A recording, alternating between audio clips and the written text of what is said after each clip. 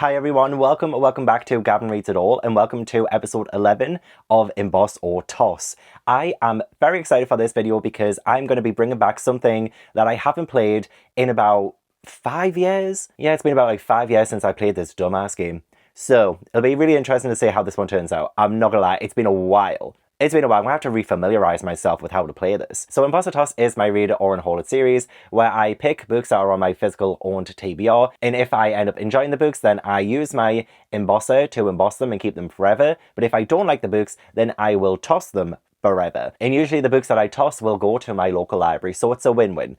And yeah, in this video I will be playing my old TBR game, and that game is Play Your TBR Right. Now I conceived Play Your TBR Right during the height of the TBR games on BookTube, which, you know, there are still a lot knocking about, but I created Play Your TBR Right in 2020, and it was a really fun game to begin with, and then it got really old really quick. So Play Your TBR Right was based on a game show called Play Your Cards Right, where you essentially have like 5 cards and you turn a card over and you have to guess if the next card is higher or lower than the card you just turned. And what I would do is I would put 2 books on my TBR against one another, and if I win the round, then I would get to read the book that I was the most excited to read, and if I lost the round, then I would have to read the book that I was less excited to read. In my version of Play Your TBR Right, I am making aces a 1 because there's usually just like 1 symbol on the card. So that makes it the lowest card, and then kings are the highest card. So those are essentially like the only number rules. I remember I would give myself a life, so I will give myself a life again today,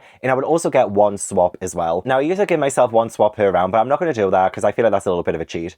I might do like 1 swap throughout the entire game as well, so I have 1 life and 1 swap, and I'll let you know what the rules are about the swap when we get to it. I'm just excited to start. Honestly, I'm excited to start playing, so if you enjoyed this video, please do give it a like, subscribe if you haven't already, use some channel hype points as well if you have any left too, and let's get into Play Your Emboss or Toss TBR Right. So I will spread the rounds out in this video, so I will do a round of Play Your TBR Right, and then I'll read a book that wins that round, and then I'll come back and do another round of Play Your TBR Right, read that book that I win, and so on and so forth. So the first round is going to be Heartstopper Volume 6 by Oseman versus Bite Risk by S.J. Wills. Now obviously Heartstopper Volume 6 is the one I'm the most excited for. I want to be able to read this before I watch the movie that's coming out soon on Netflix. That's going to be the finale for the entire Heartstopper show. So I have been loving Heartstopper for the last like 7 years whenever it started being published and in print. So it's been a long time coming to get the final volume. So this is the book that I am the most excited for, so I'll put it over on this side. This will be like the side I need to like get to.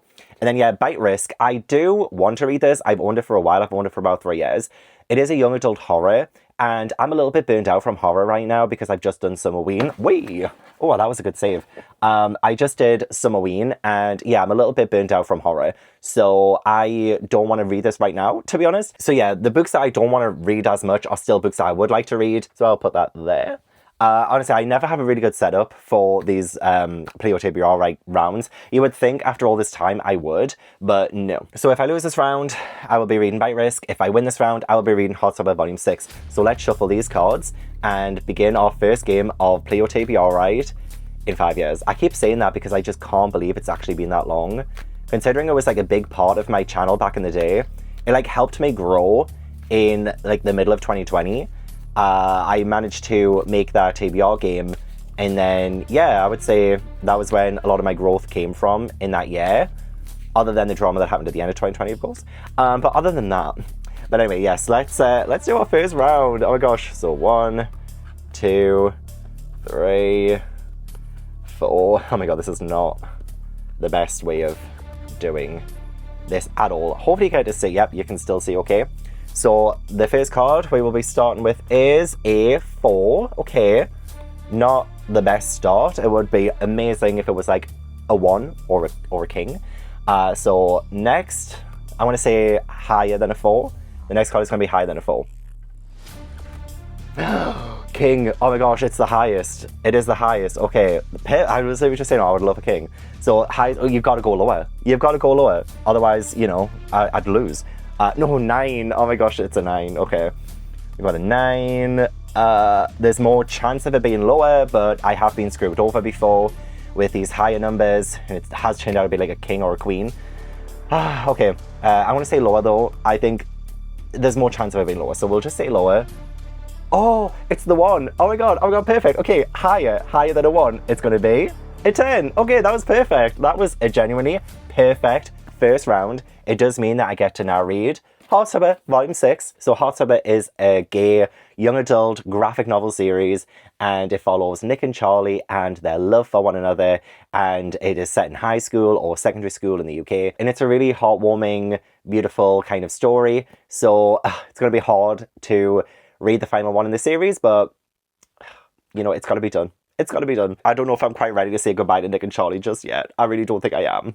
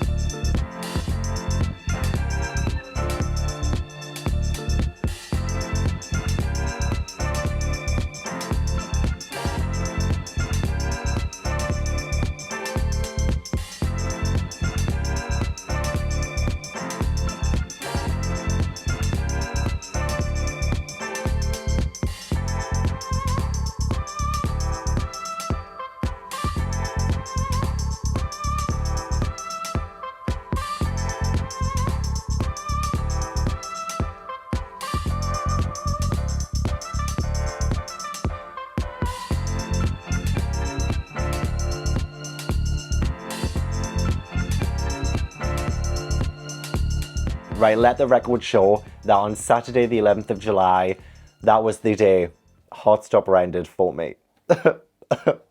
Okay, I have finished Volume 6 of Heartstopper. I am obviously going to be embossing it. I'm obviously going to give it 5 stars. I've given every single Heartstopper volume 5 stars because it's just so important to me, okay? The Heartstopper story, everything is just so important to me. I'm going to do the embossing at the bottom here. I've embossed every Heartstopper volume, by the way. And I wanted to be on the page for Nick and Charlie as well. I wanted it to be on this page. So it is embossed. Oh, I love it. I love it. I will say I'm so glad that it's actually over now, which probably sounds awful. It sounds probably like counterintuitive. Like it kind of goes against what I'm saying about like how much I love the series, but it did need to end. I do think it needed to end. It got to a point, I think, because I've been reading the series, as I said, since like 2019, when I think it was February 2019 when Volume 1 was published in print, and I was working at Waterstones at the time. I was there from day one. Honestly, I was there making displays for it in my local Waterstones that I was working in, and like trying to push this book out onto as many people as I possibly could. So this has been like a long time coming. I have been with the series since the beginning of the print days. I know this obviously started as a webcomic and it was, you know, very popular online anyway, like for years before it got printed out. But like, I've been an OG print person, okay? And I've also made myself a pistachio late night decaf cappuccino with oat milk. And it's absolutely lovely. That is great. Absolutely. Oh, the pistachio. Oh my God. But let's talk about Heartstopper Volume 6 then, and like why I think it's actually great that it's now ended. Is that, yeah, it's been a long time coming. Nick and Charlie, obviously in high school, and seeing them progress from that first volume to this volume has been absolutely wonderful to see. I don't think there's anything more that we could have done with them two as characters without kind of prolonging a lot of the kind of like the trauma that they've both kind of gone through in terms of like their identities and what they've been through, like say bullying, for instance, any homophobia that's been hurled their way, the inner anxieties, and also just like the pressures of being a student and being a teenager, in all of these really confusing feelings that they have. So I really do feel like there was no possible way that Alice Oseman could have continued this without it being like a little bit more repetitive and maybe like kind of stunting their character growth and prolonging it more than like Alice Oseman needed to. This ended at the perfect time. At the perfect time. And I loved it. I loved it. Oh my God, seeing some of like the callbacks to like the first volume, for instance, or a few callbacks then, but also just like them growing up as people and what they can do now for like the next generation, because when I look at Heartstopper, I think this is the kind of, you know, series that I wish I had when I was a teenager, when I was kind of confused about my own sexuality. And so seeing Nick and Charlie sort of impart that onto like the next generation, hopefully making it better for each generation to come, you know, as they're growing up, as they're accepting themselves, it's so important, so needed, and so vital, and I freaking love it so much. And yeah, so seeing their progression, seeing their journey, and seeing the callbacks to the earlier volumes is just so wonderful. It really is. You can really tell that Alice like really crafted these characters to make them as real and as believable as possible. And I think in this one, it shines through. There were so many important lessons that they, again, still needed to learn. Some of it did feel like, okay, we've kind of already tackled that, but we needed to kind of do it in a way that it brings closure to the characters. So for instance, just like kind of the codependency that they have on one another, but more so like in this one, it's definitely a little bit more one-sided, I guess, but it's a lesson that I think that character needed more than anything. But it is a lesson they've sort of already learned in a way. But I guess that's a really good point as well, is that you can learn to overcome things, but it's not a perfect. And like, say you learn something about yourself, you know, like it doesn't mean that you have to, you know, have all of your problems resolved just from understanding, oh, like this is what I need to do. That's not going to be a straightforward journey. That's like not an easy journey. Sometimes you need to tell yourself over and over and over again and be able to overcome what it is. I'm being very vague because I don't really want to spoil the series for anyone. This is the final book in the series, so it's like, that's so hard to like not spoil and things. But if you read this, you probably understand what I mean, hopefully, that, yeah, it's not like it's just like a perfect ending of like a problem that someone has. There's going to be, you know, still more to learn, and it's just not going to be easy. And I definitely think we've seen that throughout the series, that it hasn't been easy getting to this point, but it's so earned. You know, what the characters have gone through, the love that Nick and Charlie have for each other, for instance. Really love seeing the other characters as well, like Tao and Elle, and Darcy and Tara. And I feel like ever since the TV show, those characters got a little bit more of a story in the graphic novels as well. I think, especially like Tara and Darcy, I think they really shone in this one as well. They didn't get enough, obviously, but the Heartstopper graphic novel series is predominantly Nick and Charlie, and there's only so many pages you can do, and I can only imagine like how hard it was for Alice to like draw and write everything. So like giving other characters a space to say more about who they are and to develop them more would have been impossible. But I do love the fact that the TV show is the one that kind of embellished a lot of it. And Alice worked on the TV show as well. I'm pretty sure Alice wrote most of, if not all of the episodes. In fact, actually, no, I think Alice writes every single episode. So like, at least that's a medium that Alice is able to flesh out these secondary characters more. But I do think Tara and Darcy definitely do get a lot more. But also, I would argue that Tao and Elle got quite a lot too, because they had something really important to learn as well. And it's really great because it's kind of like the opposite of Nick and Charlie, in the fact that I can't say too much without smiling, but like, you know, like all relationships are different. I think that was the main takeaway. All relationships are different. And so in that sense, I do think this is like a really perfect way of ending Heartstopper in the characters. It's gutting, it's absolutely gutting, but at the same time, I'm at peace. I'm at peace because this needed to happen, and it couldn't have happened better, honestly. It couldn't have happened better. I know Heartstopper Forever premieres on the 17th of July. I'm still debating whether or not I'm going to do a reaction video to it, because it is the final Heartstopper, and I kind of want to, like, I don't know, like, when there's a camera on me, I feel like pressure to react, and so I probably won't have, well, no, I don't know, like, that's the thing, it's like, do I want my final Heartstopper to be recorded, or do I just want to live in the moment? You know, because I feel like I'm going to have to say something every now and then when I'm watching. I kind of just want to sit there and just take it all in. You know, if I want to cry, I want to cry. It's harder for me to cry on camera, you know, so it's just like, if there's nothing around watching me and no one watching me, then I can just like cry my eyes out if I want to. Whereas if there's a camera there, I'm going to be like, you know what I mean? It's just, it's going to be difficult. But also like my Heartstopper reactions, the first one did amazing. Season 2, my reaction didn't do that well, and then Season 3 did even worse. So I'm just like, well, maybe people don't really want to watch that anyway. So I'm like, I'm grappling with that. Like, is this something that I need to put out? Because I probably don't. I probably don't need to put out my reaction to it. Even though that first Heartstopper reaction video changed my channel completely. Seriously, like, it popped off. It went pretty viral for me in the moment. And it was a couple of months before I left to do YouTube full time. And one of the reasons why I was able to do YouTube full time was that Heartstopper reaction video, even though I got nothing for that video. And well, I think the revenue on that video was split with Netflix, because it's obviously a reaction video, there's copyrighted material in it, but the revenue is shared. And I don't think I've made that much off that video, to be honest. But like the subscribers that I got from it, the eyeballs that I got on it, that trickled down into my channel, and that's what helped me. Like it was my Goosebumps video first and then the Heartstopper video. Those two videos combined really allowed me to pursue YouTube full time and leave my part-time job at Waterstones. So I'm like, I should just do the reaction video to the final Heartstopper, shouldn't I? Because it's like, that's such a like pivotal moment on my channel. But at the same time, like, I don't know. I'm still grappling with it. I don't know. I keep changing my mind. I keep changing my mind. I don't know if I want to do it. Anyway, that is my first book done for Emboss or Toss episode 11. And it was embossed. So yay, that's awesome. I don't know what I want to read next, to be honest, though. I don't have a TBR picked out for this video at all. I've been reading non-stop physical books now for ages because a lot of the books I've been reading don't have audiobooks. And so I need an audiobook next, I'm not gonna lie. Just so I can feel like I'm changing up my reading. You know, I love reading physically, don't get me wrong, but I like to change up the media and the format and stuff. So I kind of want to do that next. But I would have to double check which books on my TBR that I'd be playing, you know, play your TBR right for.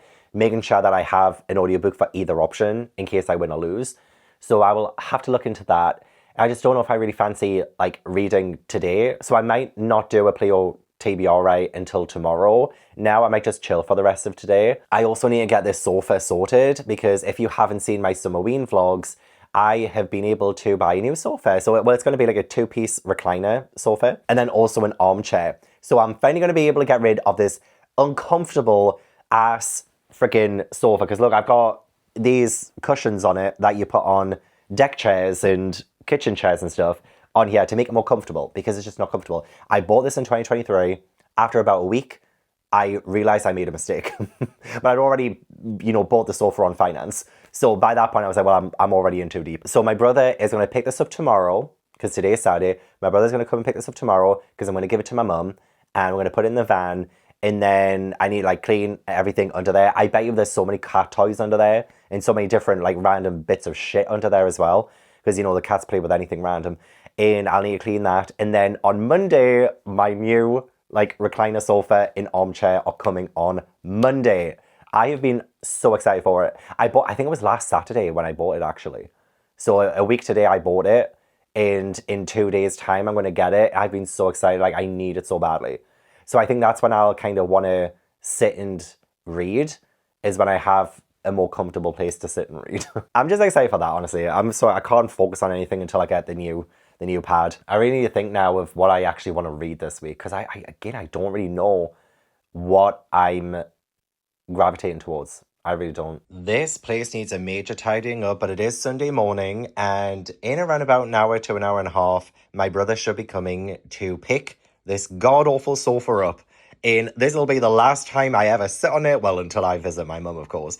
And it's just gonna go. It's gonna go. There's gonna be so much more room. I cannot wait. Cannot wait. Tomorrow is the day the new sofa and armchair comes.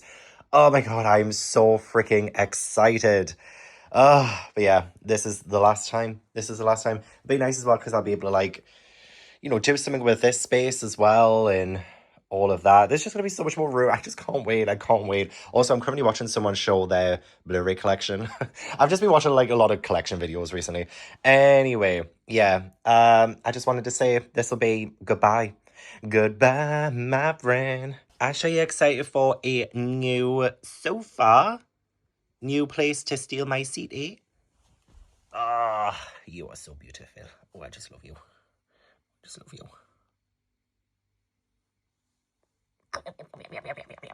Argue against this movie on movie fights, and I made a compelling case against it, which sucks because I really like this movie with such as the nature of movie fights. Is that your new favorite place, Ash? Is that where you're going to be sleeping from now on top of the fridge? You are so funny. You are genuinely a riot. An absolute riot. Oh, I love you. Oh, I love you. Oh.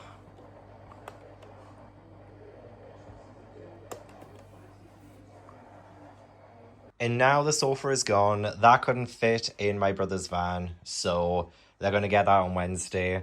But oh my god, look at this. This is terrible. This is shocking. Is that a grape?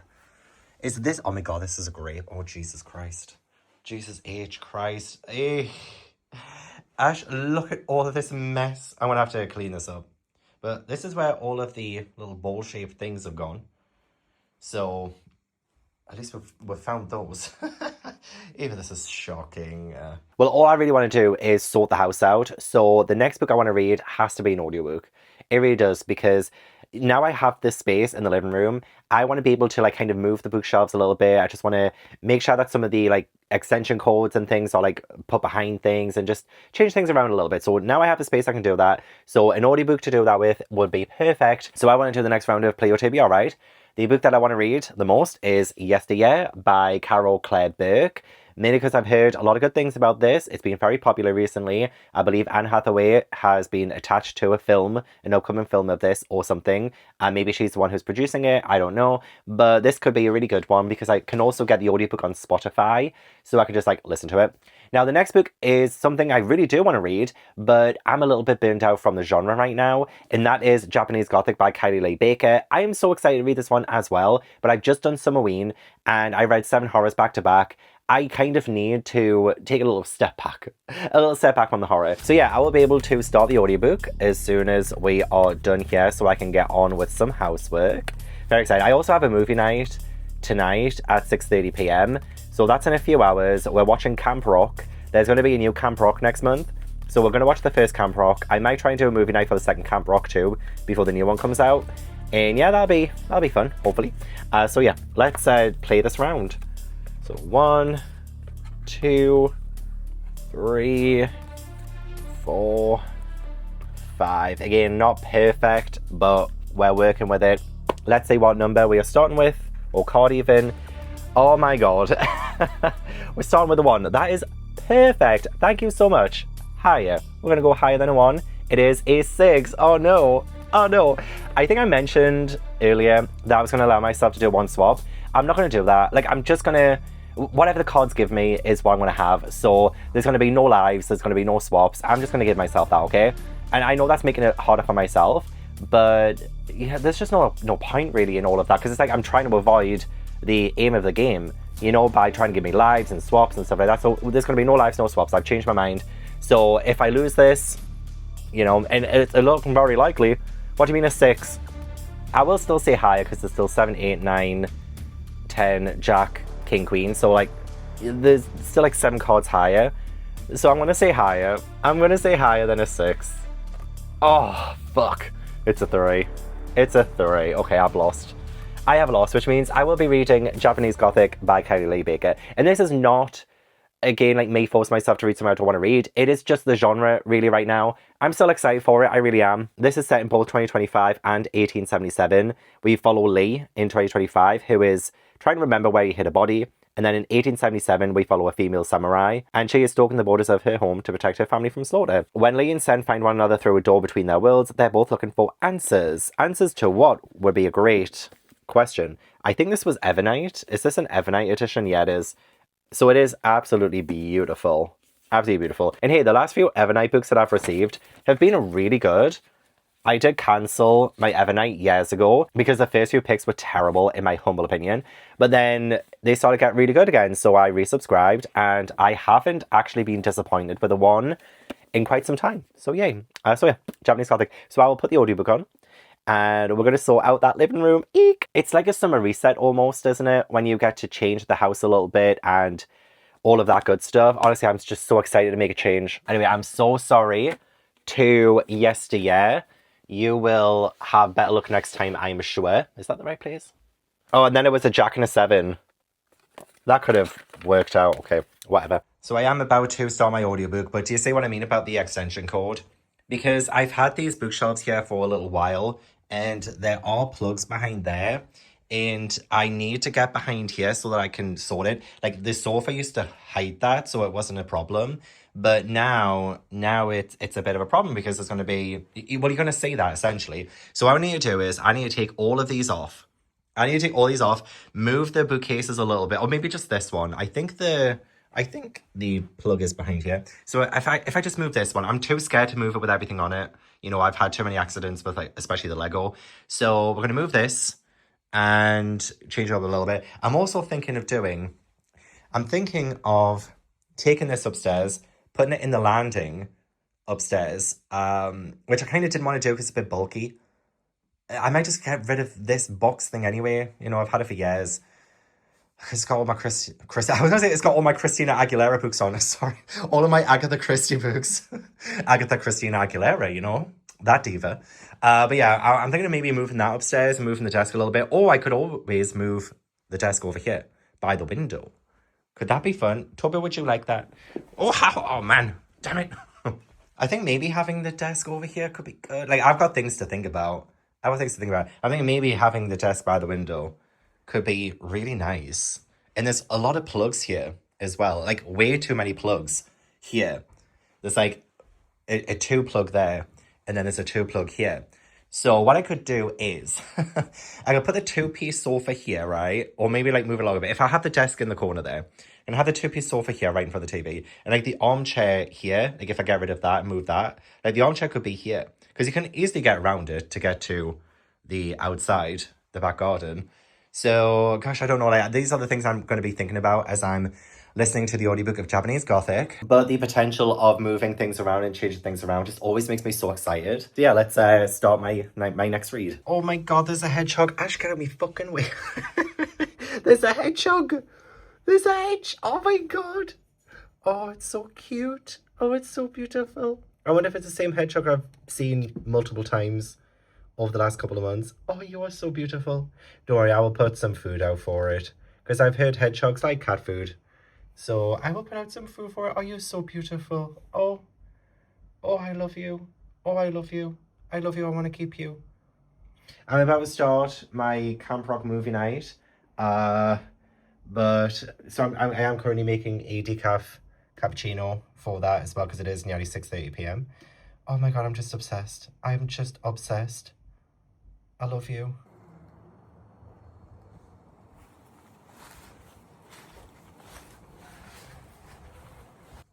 I think it's going towards the food. Oh my god, eat it, please. Oh, look at it. Oh, look at it. Oh, yay. Oh, I'm so happy. I'm so happy. Yay, you eat up. Oh my god, I'm feeding all of the animals in my area. The stray cats, the hedgehogs. Okay, it's the morning of a new sofa day, and I am so excited. I've already been awake for 2.5 hours. Got up at 6:30 a.m. It is now 9 a.m. Wait, is that 2.5? Yeah, I think 2.5 hours. Look, it's too early for mathematics. This is my second coffee, but I am waiting for the sofa. I still don't know what time they're coming. It's got on the tracking, it could be any time between 7 a.m. and 8 p.m. So, yeah, and I thought that they would give me a window this morning. At least that's what I thought they said in the initial text message, that I would get a delivery window on the morning. I haven't had anything at all. It does say I've been assigned a crew, so that's great. It means it's definitely coming today. But yeah, I'm too excited. I'm way too excited. So I will like have to like move things as soon as I get that message that I'm up next so that I can do that. So yeah, I've cancelled my training session this morning because I don't want them to come while I'm away, obviously. Or like if they message me and said, oh, we're going to be like 20 minutes, how am I going to get there, you know? So that would be very unfortunate. So yeah, unfortunately not doing my training session today. I'll just get the walking pad out and I will just do like a run later. But yeah, did the Camp Rock movie night last night. That was so much fun. And it's been that long since I watched Camp Rock. I kind of forgot like how it ended. And the songs still hit. I feel like a lot of Disney Channel original movies from the 2000s do still hit. I've been so obsessed with them recently. And that's why I made Camp Rock the next movie night for us. I was just like, I'm obsessed with daycoms at the minute. Oh yeah, and I really want to go in the shower as well. I want to shave. I want to shower. But I don't want to do that until, again, like, the men have come. That's what he said. So let's put the coffee down and let's talk about Japanese Gothic by Kylie Baker. I am only 127 pages in, and I say only. I could have read so much more yesterday, but I did stop for the movie night. Well, actually, before the movie night, I actually lay on the ground for an hour. I lay on the rug. Like, I didn't even lie on this. I lay on the rug and I closed my eyes. I couldn't sleep or anything, but I was just so tired. I've been so tired lately. It's the heat in like lack of sleep. The cat's waking me up at mega times in the morning. So I've just been like really exhausted. Like I'm going to be tired today. I just know it. And when I get these new sofas, I'm going to fall asleep on it. I just know it. I will shut up about the sofas, I promise. I'm just so excited to actually have comfortable seats in the living room. But you know that recliner thing that I got, like that recliner chair, where I did like a sponsorship for it. I didn't get paid for the sponsorship. They just sent me the chair for free because I wanted the chair for free. I didn't care about the sponsorship or anything. And that chair was honestly so comfortable, but it just did not fit in this living room at the time. And so I did give that to my mum as well, like after about a year. I had it for a while and it was so comfortable. It was the only comfortable chair in this room. But yeah, I gave it up earlier this year. Or was it last year? I can't remember now. So I did have that comfortable chair, but I don't have a comfortable chair now. Anyway, sorry. I keep going off on tangents. Japanese Gothic, I'm liking this so far, and it's actually feeling more like a fantasy at the minute rather than horror, which is great for me because, as I said, I'm not really in that much of a horror mood anymore. I've just read so many back to back, and I kind of just want to get out of that. But that's not to say that this will lean more into horror as the story goes on. So far, it has been incredibly riveting, especially the stuff with Lee. I mean, don't get me wrong, the stuff with Sen. So Sen is the samurai warrior from like the 1800s. Like that part is incredibly intriguing as well. You know, she's dealing a lot with like a father who pressures and doesn't like appreciate her kind of thing. Like the whole gender roles in that time period as well, meaning that she doesn't get the opportunities or even the respect that she deserves. So like we see a lot of that through her perspective. But Leigh's sections of this, when he's talking about this body and this like murder that happened, and it's kind of like, okay, but why did you do that? Like, that's something that we're not really privy to. And so like Leigh's sections are a little bit confusing, but in like a really intriguing way. Like I need to know the answers to this ASAP. I remember because with Bat Eater, that one was very like incredibly written as this one is as well. But Kylie Baker has like a really good way of like describing things and just like making things come to life. And when I say things as well, I mean like even inanimate things. Because I remember in Bat Eater, I was talking about how Kylie Baker was making the New York subway station come to life, almost as if it was a character itself. And that's exactly how it's feeling like in this as well. It's like Kylie Baker is making the settings come to life as well.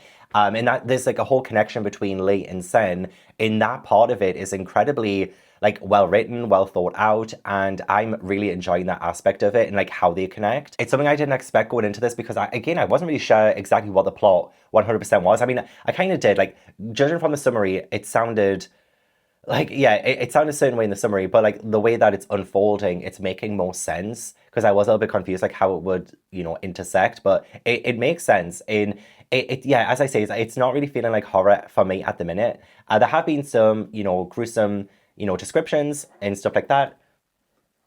Oh my God, I was like, what the hell is that? It's Toby in the shoebox.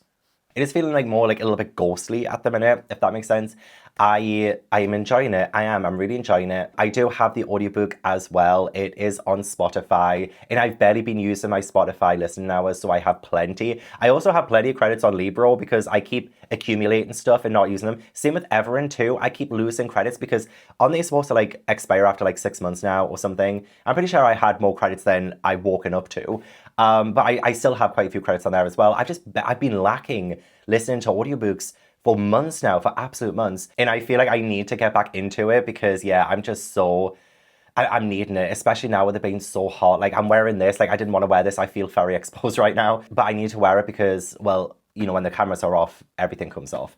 Well, the men are coming today, so I'm going to have to be respectful, of course, and wear clothes. But, like, it's just too hot. It's way too hot to be, like, sitting down reading physically on uncomfortable chairs. Although this chair that I use for my desk is not uncomfortable. It's just like you don't want to sit here like reading for hours upon hours. So yeah, you don't really just want to sit there and read physically anyway. You kind of want the audiobook. You kind of want to move around. You kind of want to explore a little bit. So yeah, audiobook has been like so good so far too. Oh, Evernight have an exclusive chapter.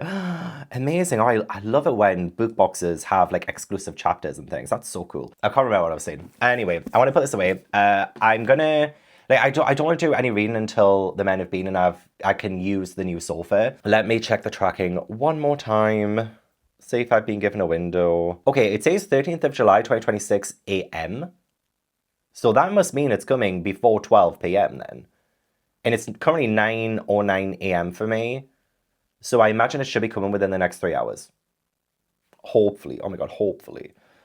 Okay, so I'll do some work on the computer. I need to, honestly, it's amazing having the computer here next to the window. I was sitting doing the Camp Rock movie night last night, and having the window just open a fraction, I could feel that breeze. I could feel that breeze coming in. Oh my God, it's glorious. Absolutely glorious. It's a game changer.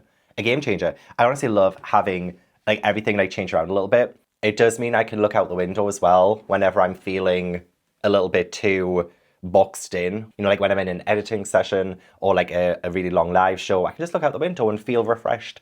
But also, I do have a small bookcase that's looking like this. It's like a 3-1, so it's gonna go like here. And I'm gonna like try and get these, like, because it's quite cramped, like especially on the bottom and stuff. Like I've kind of crammed things in. So it would be nice to kind of spread this out just a little bit and maybe have some more like of my Lego, you know, maybe like sitting on top of it or whatever. So that's going to be there. And then, yeah, I'm thinking of putting the armchair here and then the 2-piece here, maybe, or the other way around. We will see, won't we? We will see, Tobu. Yes, we will. We'll see, Ash, won't we? Yes, we will. Oh, you're so cute. But yeah, I did have to, because the sofa was here, so I did have that thingy. So I managed to sort that, and now this is looking so much better because I'm using the tower extension instead of the other one, where I actually had like a couple of double plugs in the extension that I had before because there just wasn't enough plugs. So at least now it's all looking good and it's just like all out the way, because this was a mess. This entire place was a mess. I had my old sofa like pushed right up to here, and there was like a little table right in front of it as well. So it's nice to have the space. I have also put the fake tray on the stairs. I never really know what to do with that, to be honest. I put the fake tray there because it did used to be in the kitchen here. But now I've kind of pushed that table more up against the radiator. And so there's like definitely a lot more room. So at least there's that. And yeah, I'm just waiting for the men to come. So I'll probably like keep looking out the window, just be like, please come and give me my new sofa. I'm gonna finish my coffee and do some work. Currently 10:11 a.m. Still no sign or any update to the delivery, but I think I've ordered the wrong sofa and chair. I've just checked like the delivery note and it has static. It has static next to the sofas and the delivery note, even though the page I bought it from, you know, on the DFS website, it has an image of the armchair and the sofas reclining.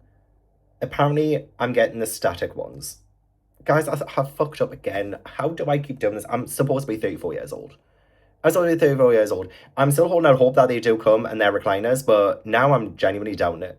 Even though the page has the picture of them reclining. I've just had a phone call. They are going to be here in just under 30 minutes. So this is the before.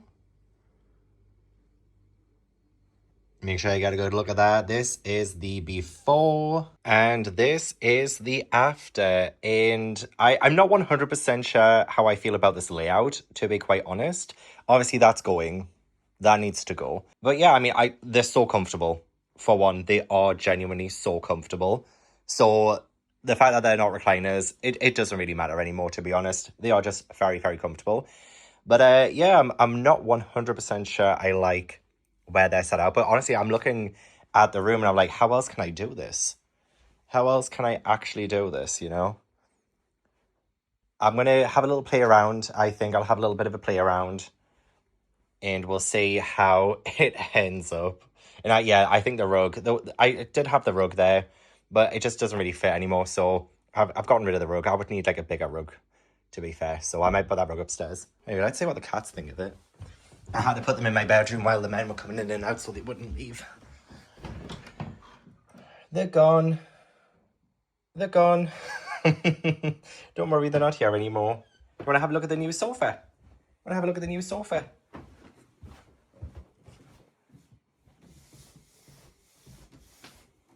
Hurry up, Ash. Ash, hurry up. I want to see what the cat think. Is that new sofas? Is that a new chair? Is that a new chair? Do you like it, Ash? Do you like it?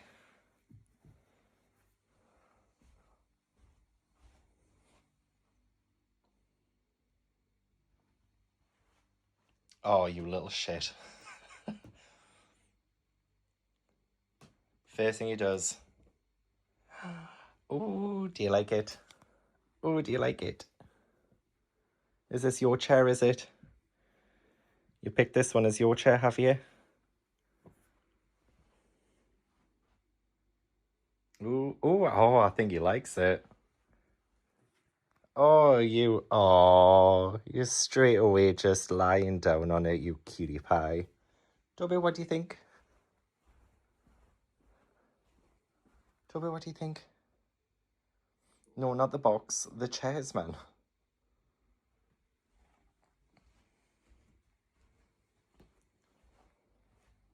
Oh, this one, Toby. Over this one.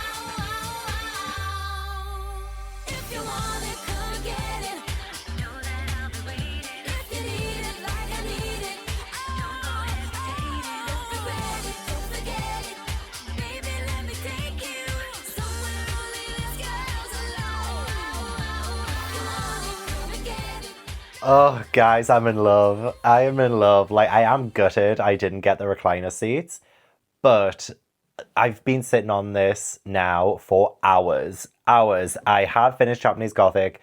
The bookcase came as I was listening to the audiobook, and then I built the bookcase, finished off Japanese Gothic. And, like, I'll talk about that in a second, but I'm just like, it's like it's really coming together, isn't it? It's really coming together. I love the fact that the living room is changing. It is the room I spend the most time in, and it's nice to have a place in the house where I can just switch off a little bit. I do have my computer and all my work stuff is behind me right now, but that's kind of like sectioned off now, and I love the fact that it's sectioned off. It's just feeling a lot more cozier in here. And I just have more like ideas and things that I want to do. So I do kind of like the way that the layout is in this room with the chairs. I've gotten used to it now for a few hours. The cats have been sleeping on these seats for hours as well. So they genuinely love it too. And I was going to do another Play Your TBR right game and do some more reading tonight. But I kind of just want to watch a film. Maybe I just kind of want to watch a film tonight because I've sorted out all of my films. And yeah, there's just like quite a few that I still haven't actually watched. Or even some that I kind of fancy rewatching. You know, it's been a while, but I kind of fancy rewatching them. So one of the things I want to do as well, and I might end up doing it this week, is as you can see here, look at that. Look at that. So I do have the like three bookcases now. I think I might build the Lego Black Pearl because it's been in my cupboard upstairs for months, absolute months. I bought it months and months and months ago, and I just haven't had time. I've got quite a few Lego sets ready to build that I've had for months, and I think I'm going to put the Black Pearl on there. I think that would be really cool, right? Having the Black Pearl on there. But yeah, I decided to put my Blu-rays and some DVDs on this one. I've got pretty much all of my 4K Blu-rays in the top 3 shelves there. I've got anime on the bottom 2. So I've got like Studio Ghibli, anime TV shows, and then One Piece on the bottom. And then I've got all my TV shows on this far one. And also I've got my PlayStation games on the bottom there. And so the PlayStation games are no longer, on here anymore. So yeah, it's all changed. And honestly, all I want to do now is just sit here and just watch the TV. I also opened up some Bubbly Pink Moscato to celebrate. I haven't had any in a little while. And it is Bank Holiday Monday in the UK, I believe. It says that on the calendar, but I've heard no one talk about it being bank holiday, so it might not be. I always lose track of the holidays in the UK. So I thought, hey, why not? So anyway, yes, I finished Japanese Gothic, and I'm not going to lie, I don't think I was that taken by it by the end. I'm going to give this one 3 stars, and I don't think I'm going to emboss it. I'm not going to toss it yet. I'm going to sit on it for a little while. This could end up being a limboss, like the limbo in between. But I definitely will not emboss this. I know that for certain. I don't think so. I mean, even though it's a beautiful book and I was really excited to read it, I don't think by the end of it, it was really the book that I wanted. I love Bat Eater. I think Bat Eater is so much better. In every sense of the word, I think the atmosphere was a lot better in Bat Eater 2. I thought the atmosphere kind of lost its way by the midpoint in this one. And I would probably say like the last 100 pages, I don't know, it went in a direction that I didn't really love. It kind of went into a little bit of a genre that I wasn't really fully invested in. And I'm not saying exactly what that genre is, but if you read it, you'll probably know. And yes, just some things about it that I just wasn't really taken by. I was very intrigued by the character connections to begin with. By the end, though, I felt rather unsatisfied by their conclusions in like all of the main plot points. I just felt that was a little bit lackluster. I don't really think any of this was really scary. It was a little bit violent every now and then, but even then it didn't really capture my fear at all. And even Gothic as well. There was stuff about the house that felt a little bit Gothic to begin with, but then after that it just kind of lost its way. I think this book kind of lost its way the more it went on. And I feel like Kylie Baker was trying to overwrite sometimes. And sometimes I think Kylie forgot what she'd written before. So like there was at one point where she was like, oh, Sen never cried in front of her father again. And then 2 chapters later, she cries in front of her father. There's just like little things like that just kind of didn't add up. And there's some things about the main mystery too. Like that body we mentioned at the start, the one that Lee can't remember where it is and things. There are some things about that I don't think adds up by the end too. And I don't think it was explained enough for me to fully get that picture. But at the same time, there is a lot of vagueness and it is very mysterious, so I don't know if maybe that was intentional or not, but I kind of wanted more resolution there. I wanted more sense out of it, really. So yeah, I don't think I really enjoyed the latter half of this book. It had my attention to begin with, and it kind of just fell on the wayside by the midpoint, as I've said. Unfortunately, not getting stamped.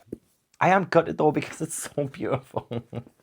I was like so tempted to just stamp it anyway and just be like, you know what? I'll keep it. I don't think I'm going to end up keeping it. Part of me just wants to lie to you and be like, actually, I'm going to emboss it. I loved it. Just to keep it on my shelves. But then the only person who suffers there is me. Because the amount of space I have on my shelves will be limited. So only the best of the best, can really stay there. So I'm a little bit disappointed by it. I'm not going to lie. The audiobook was absolutely fine too. I thought it was fine. Really did help me through today, getting lots of housework done too. I did the dishes, built the bookcase, as I've said. And there was a long stretch of time as well where like nothing was happening like with me. So I was just like sitting here reading physically too. It's honestly been such a lovely day. It's been such a lovely day. Oh my God, I'm getting so excited and happy that this is here. And I could just like lie down on it if I wanted to. And you know what? I was always, let's have a little bit of a chat.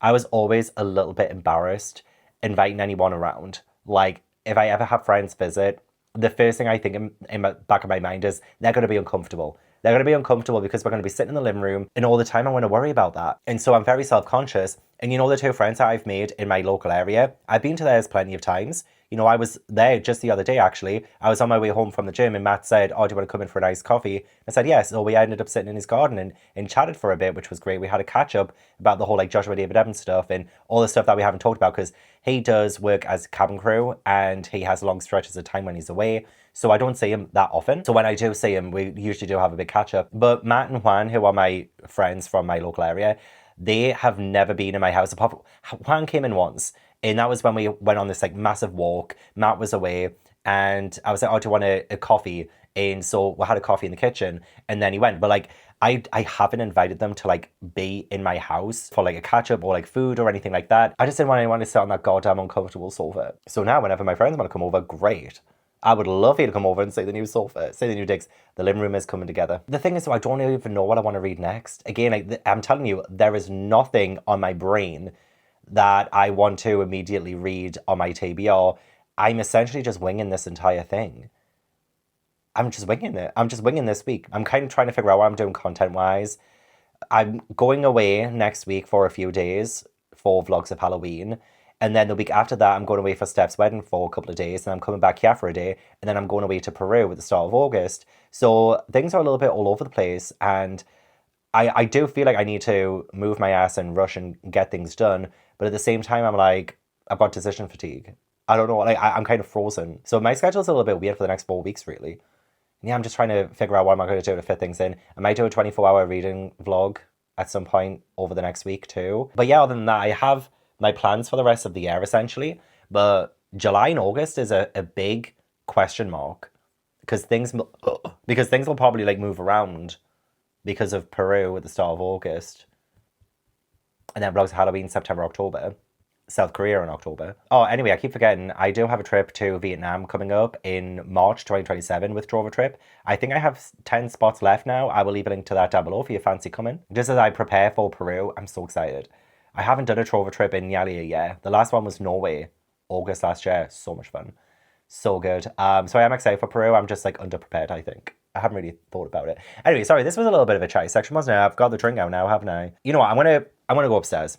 I want to say what we're reading next. That might inspire me to know what I want to do like today, tomorrow. Oh, I can show you my library room as well. I put the rug in here and my Agatha Christie books are now in this room too instead of being in my living room.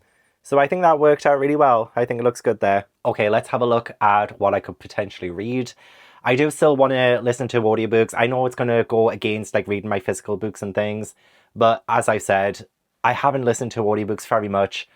And I need to, I just need to for like, while it's this hot and while I've got like shit to do. What in the world do I fancy? Oh, I know exactly what I want to read next. Hang on. Oh, see, this is the thing. I am again so used to the way that my room looked before I changed everything around to be just alphabetical order rather than height order and alphabetical order. And now I'm like, where did I put everything? Braithwaite, where are you? Oh, see, this used to be on this shelf and I was so used to it being on this shelf. I have been really wanting to bloody read Cursed Daughters all freaking year. It's in my 26 books to read in 2026. And I put it in my TBR Traders first episode and I didn't get a chance to read it because I caught the traitors by the time I got to this. But the question is now, what is a book that I do still want to read, but maybe not as much, like maybe not right now, but would still add some stakes, some elements of fun to the game. As long as he needs me. I mean, I've got Oliver Twist songs stuck in my head for some reason. I'm like, should I try and read Oliver Twist? But I mean, I do want to read Oliver Twist. That's my 26 books to read in 2026. But I wanted to do a separate vlog for that, to be honest. What about classic, actually? I mean, we could do a classic. What is a classic that I could read? I miss him so much when he is gone. But when he's near me, I don't let on the way I feel inside. The love I have to hide, the hell I've got my pride, as long as he needs me. Okay, actually, I do think I know what I want to read. This could be really interesting, actually. The War of the Worlds by H.G. Wells. Like, this is so random. This is, like, I do want to read this. But, like, in the month of July, when it's this hot. Oh. Hiya.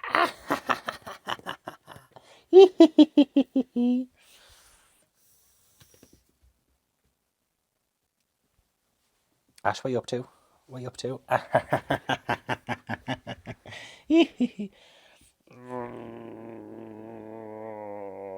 Right, let's start shuffling and begin the third game of this. I don't know how long I want to go for in this episode of Emboss or Toss. I don't need to get this video out for another week and a half, I think, so I've got plenty of time. And I want to do some videos in the meantime. Actually, no, maybe end of next week I can do it. So actually, I have plenty of time, really, to do a good few more. But let's see what we're working with. Is it going to be War of the Worlds, or is it going to be Cursed Daughters? Cursed Daughter. Oh my god. I need a burp, I'm sorry. Pardon me. The first card is King, the highest card. Hey, the last round started out really well. This ain't nothing. It could still go tits up. I'm going to say lower, obviously. Going to go lower. 10. Okay. I'm going to say lower again. But watch it be like a jack or something. It's a 2. Oh my god, it's a 2. Okay, that's like one of the lowest cards. Higher. 4. Oh my god. If that's a ace, a 2 or a 3, I'm going to be so upset. I want to say higher. Ah, yay, I would. Oh, I would. Okay, great. So it means I do get to read Cursed Daughters. Cursed Daughters. I don't know why I want to keep saying daughters like that. By Oyinkan Braithwaite. Yay. This one, when I first got this, it sounded a little bit Practical Magic-esque, because there is a family curse, and the curse is no man will call your house his home, and if they try, they will not find peace. It feels a little bit like Practical Magic in a way, but this is a family curse that's been handed down through the generations, and we follow Annie, and I will again have the audiobook, so I will get pronunciations. So she has an uncanny, resemblance to her dead aunt, and they think that she might be some kind of reincarnation, and she also falls in love with a handsome boy who she saves from drowning. But obviously, with a curse and everything, it could go terribly wrong. So yeah, I'm going to get the audiobook for this. I don't know if I'll start it today, because as I've said, I just want to relax on those brand new sofas. Cheers to us for hopefully what is going to be a beautiful week. Let's have a little look in my cupboard and see what Lego sets I have. So I've got the massive Pokemon one. Definitely cannot do that at the minute. It's just too big. Oh, I've got the Scream House. The Scream House would be good. This is like a little one though. Oh yeah, the Legend of Zelda Deku tree thingamabobby. That could also be good on there. Got my Charlotte Claire, one that Steph and Jade got me for my birthday. Got the Transylvania one that I also got a little while back. Don't think I'll be doing that one right now. Let's pull some of these out. Oh, Baratier, the One Piece set. Still have that to do. And then finally, yeah, the Black Pearl. I think the Black Pearl would look really good on the little bookcase in the living room. It'll probably be the only place it will go, to be honest, considering how big it is. But yeah, maybe we could do this. Otherwise known as Captain Jack Sparrow's pirate ship. That Lego decided to call it for some reason. I do actually have the first Pirates of the Caribbean film on 4K. So I might actually start this. I might do a movie night for this right now and start building the Black Pearl. That would be fun. Wouldn't it, Tobu?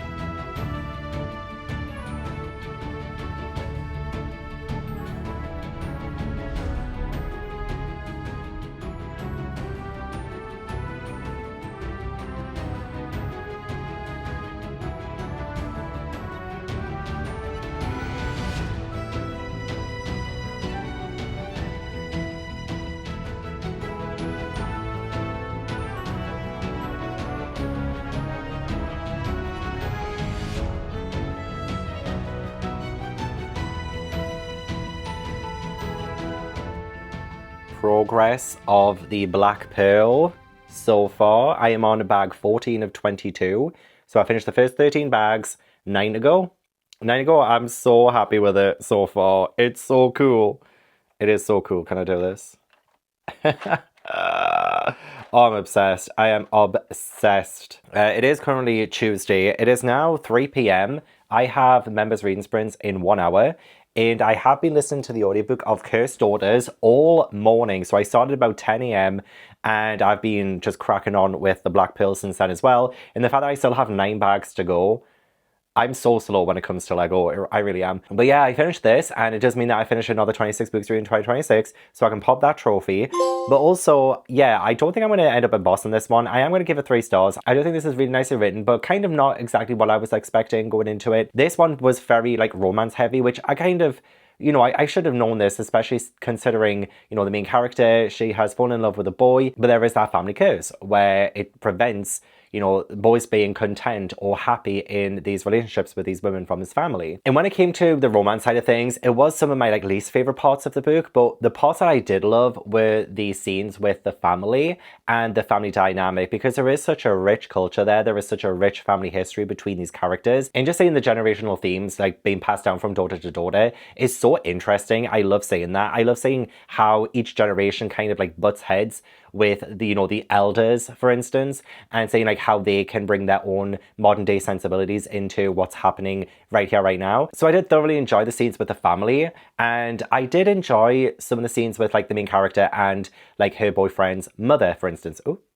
Oh, there's someone at the door. Because that really does explore more of, like, the expectations that someone has, especially when there is the prospect of someone new entering into the family, and the kind of prejudices that you can have on that person. And if that person is, like, not good enough for your son, for instance, and what that says about you as a person too.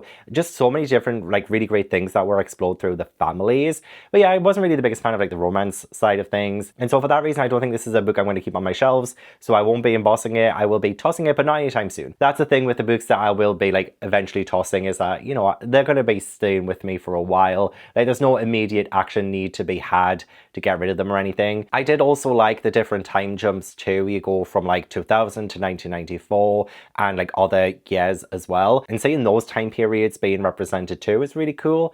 Audiobook was fantastic too. I think the audiobook narrators did a fantastic job narrating the characters. There were also some, like, sea sounds every now and then, which was great considering I am doing a Pirates of the Caribbean set, and the sounds of the ocean just makes it that much more immersive. So yeah, it was a great audiobook. The quality was fantastic. And you know what? I had the audiobook on Everend, so I do have that unlocked. If I ever want to go back to this, I've got the audiobook for it. But yeah, glad I got another 26 books reading 2026 book done.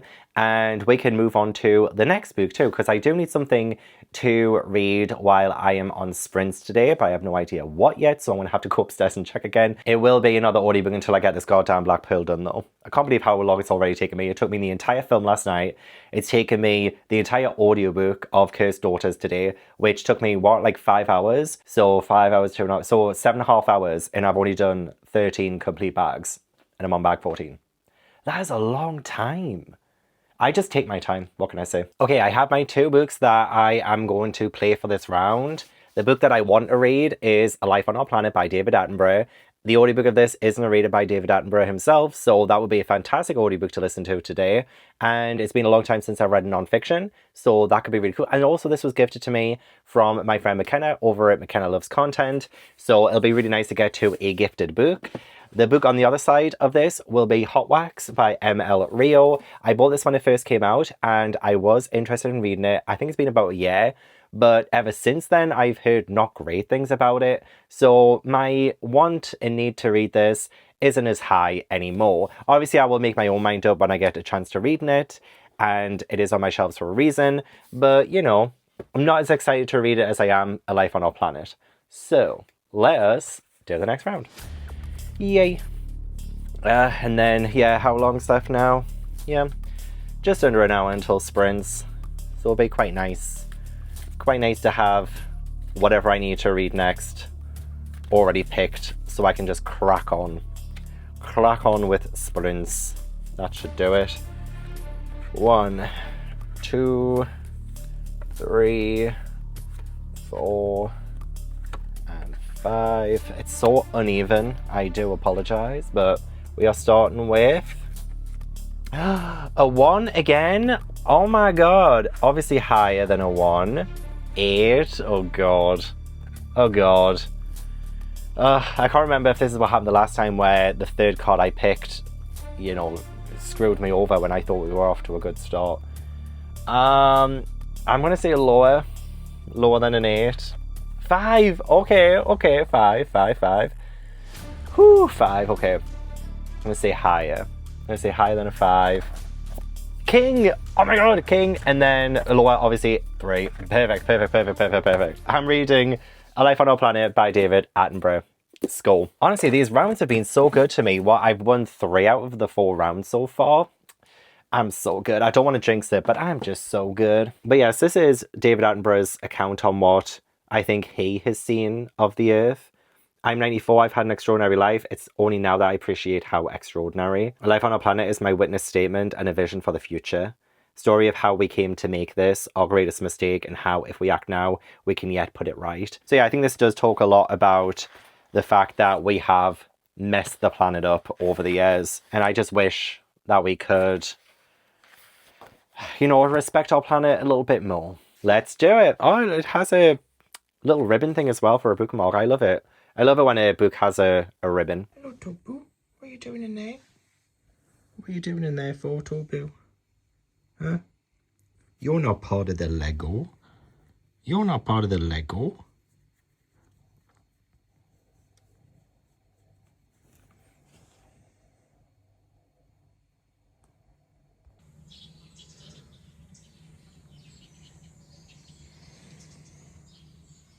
As you can see, the black pearl is done. It is all done and it's looking amazing. I had so much fun building it as well. It did get a little bit repetitive with some of the pieces, but you know what? It's fine. It's done. I love it so much. Finished it last night during sprints. I also finished A Life on Our Planet by David Attenborough during sprints as well. So before I tell you about this book, let me catch you up to speed. Ash and Tobu are not here with me and they're not going to be here for another month.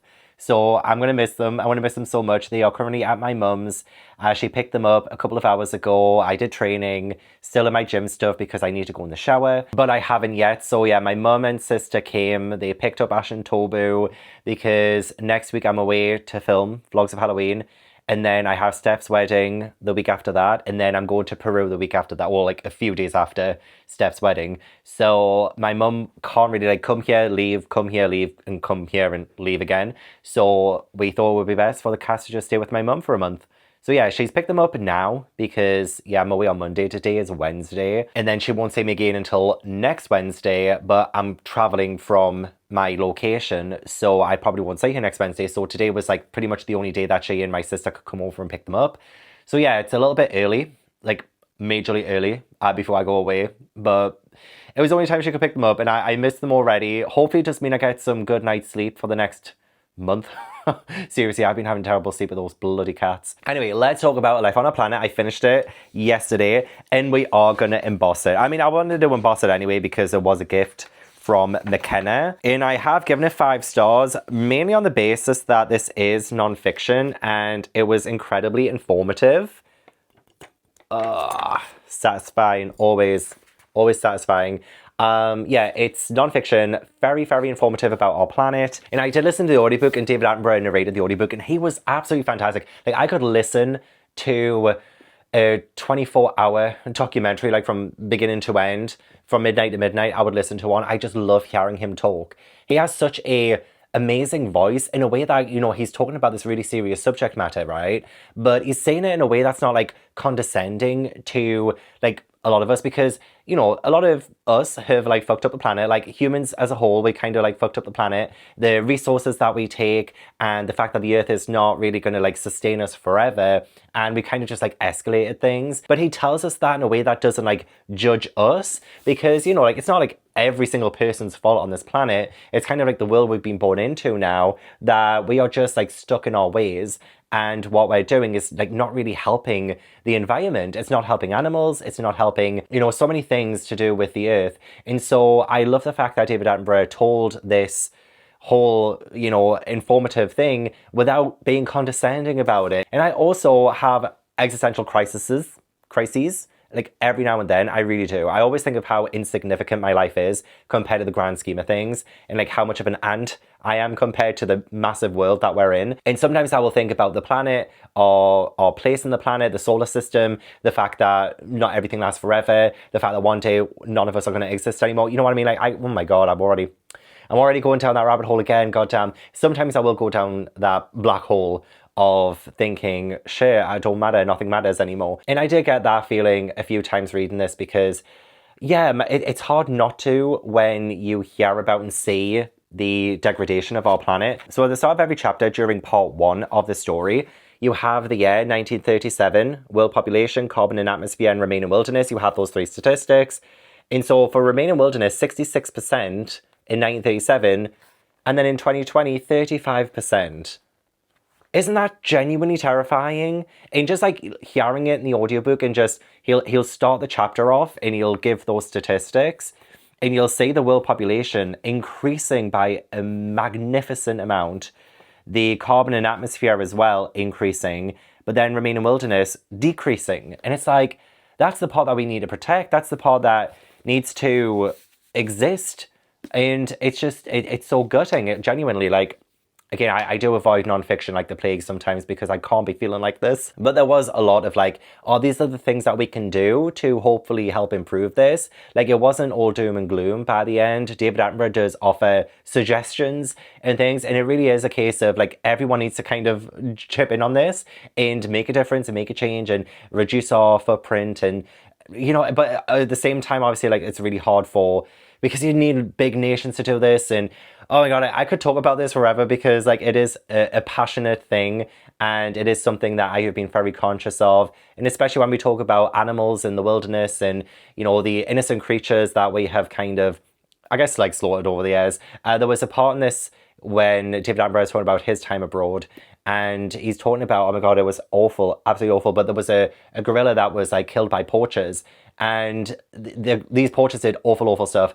And I did do reach out volunteers back in like 2015, 2016, and then I worked for them in 2018. And so I went to Cambodia in 2015 and South Africa in 2016. And when I was in South Africa, I did work on a game park for a week, and we had to like find traps that poachers had like left. And we also went to an elephant sanctuary in Cambodia and looked after the elephants, and we heard stories, like awful stories of these poor, you know, innocent creatures being terrorized by humans because humans want something out of it, whether that's to hunt them for sport, hunt them for food, or hunt them for, you know, the materials that they can get from it, like say the rhinoceros, like in the horn. So like there was so many things that is just so awful about people and what they're doing to the planet, what they're doing to animals. And it is just genuinely sad. It's so sad. And it is something that I am personally passionate about. I probably don't talk about it enough on my channel, to be honest. All I really talk about is books and all this and the other. But like, I am so aware, and I am so, like, I would love to go back and do like volunteering and things like a lot more often, especially since that was like something I would, honestly, in my 20s, I was just so massive in doing. I literally got my student loan when I started university, and I spent it on doing volunteer work in Cambodia, and then the following year in South Africa. That's where my student loan pretty much went. And we know what my financial situation's been like over the years. I'm telling you, I've never been good with money. Never. But you know what? I loved doing it. I loved volunteering and working abroad and all of that. It was fantastic. And hearing David Attenborough talk about his experiences over the years and the places he's been and the environment in general, it makes me want to do it again, like so badly. Like, makes me want to go back out there and do more volunteering and work with, you know, animals and the wildlife. And maybe there is like other local things that I could do here. I mean, I live in like a small town in the northeast of England. I don't think there's like much that I can personally do here. But I could always look into it. I look at what kind of volunteer work I could do. But yeah, I freaking love this planet. So does David Attenborough. This was a really great audiobook. And you know what? This was perfect to listen to as I was doing the Lego, because the Lego part is like so mindless. And like, there were like a few statistics in here. There were a few times when it would go very analytical, but it was more about like David Attenborough's like personal, you know, story of like what he's experienced and where he's been and all of that. So like I didn't really need to lock in 100%, but hearing David Attenborough do it, I could visualize it as I was building the Lego, and it was a winning combination. I feel like listening to nonfiction while building Lego is actually like a more winning combination than listening to fiction and building Lego, you know? Anyway, sorry. I've embossed it. Again, thank you so much, McKenna, for sending it. I know you're freaking obsessed with David Attenborough. And for good reason. He is a good one. He is a good one. When I'm older, I would love to be like David Attenborough. In fact, I'd love to be like David Attenborough now. Anyway, yeah, I need to like shower and stuff. I'm still figuring out what I need to do schedule-wise. So I obviously will do like another round of this, maybe a few more rounds, because I might be able to have a little bit more breathing room with this vlog. I don't know. I need to stop. But sometimes talking through it helps. Okay, it's taken a little while, and I do know what I kind of want to read next. So I do want to knock off another 26 books to read in 2026. So I've got Sorcery and Small Magics by Megadusi. I will find out the correct pronunciation soon. And this will be a Fairy Loot subscription book. And I have a Fairy Loot subscription box quest achievement. And it can be any one I got through the Fairy Loot subscription. So this one will count for it. And out of all the Fairy Loot subscription books that I have, this is definitely the one that I'm the most interested in. And it's gay and it's fantasy. So that's awesome. So I'm just going to put it down. So I'll just put it over here. No, yeah. Put it over here for now. I'm still trying to figure out how to better set this up. And then the one that I'm least excited to read is The Near Witch by V.E. Schwab. This has been on my shelves since the beginning of my booktube channel in 2019, and it is not really interesting me that much anymore. I haven't really been loving a whole lot of V.E. Schwab books that I've read over the last few years, so this one is a more of a backlist one. But if I do end up reading it, it'll be great to knock off a book that's been on my backlist for so long, so it has been on my shelves for 7 years now. So yeah, it would be awesome. It would be awesome to knock it off. Today is Wednesday, and Heartstopper comes out on Friday, so I'll do a reaction to that, which means this vlog doesn't need to come out for like another week after that. I am away Monday to Wednesday next week, so maybe like 2 more rounds after this, maybe? I don't know. We're winging it. But let's play this round now. So 1, 2, 3, 4, and 5. Okay, we are starting with, please be good, please be good. Oh crap, a 6. I could lose this round straight away. I could lose this round straight a bloody way. Are you kidding me? Oh, 6. Do you do higher or lower? Lower, there's ace, 2, 3, 4, 5. There's 5 cards lower. And then higher, we've got 7, 8, 9, 10, jack, queen, king. So there's more chance of it being higher, but it's that much in the middle of the pack that it could really swing either way. It could. But just statistically, I'm going to say higher. I'm going to say higher, and I feel like I probably shouldn't. Oh, you bitch. You bitch. It's a 5. It's a bloody 5. Like literally the one number down. One number down, you bitch. Oh my god. Okay, that was a quick loss. I am going to be reading The Near Witch by V.E. Schwab next. And you know what? I'm not 100% sad about this, genuinely. As I said, it will be good to knock off a backlist book. We do follow Lexi, and a stranger comes, a boy who seems to fade like smoke. However, the next night, the children of Nier start disappearing from their beds. Mysterious boy falls under suspicion. Lexi then needs to find out what is going on to these children. Why are they disappearing? Does it involve a witch who lives near? And yeah, to be fair, I do love stories about witches. So this could be a really good one. Like, I'm not going to go in and expect to not like this just because it's been on my shelves for years. Absolutely not. Absolutely not. I do think this will still be good. Maybe it's just Victoria Schwab's newest books that I'm just not jiving with. Whereas, like, it's the same with Grady Hendrix too. I really like his older books, but his newer ones have just been misses every single time. So it could just be the fact that the same thing could be happening with V.E. Schwab. Maybe her older books are the ones for me. Potentially. We'll find out. Counting days since my love up and got lost on me. And every breath that I've been taking since you left feels like a waste on me. I've been holding on on to hope that you'll come back when you can find some peace. Cause every word that I've heard spoken since you left feels like a hollow street.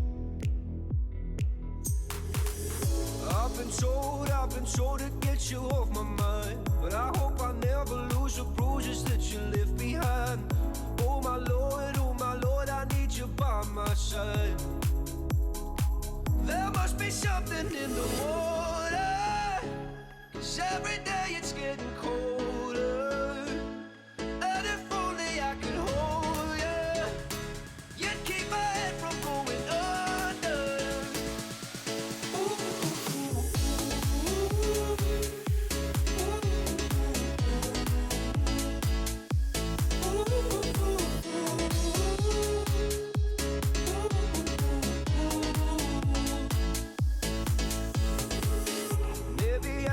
Maybe I'm just being blinded by the brighter side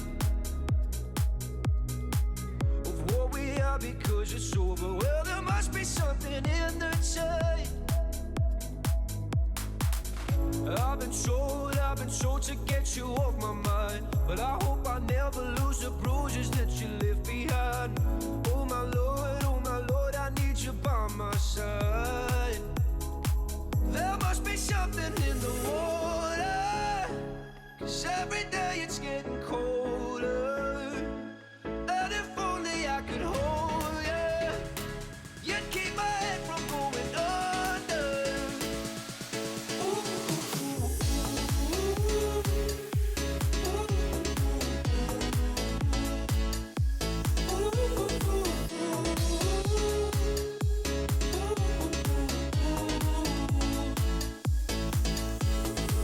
Your love I'm lost in, your love I'm lost in, your love I'm lost in. I'm tired of being so exhausted.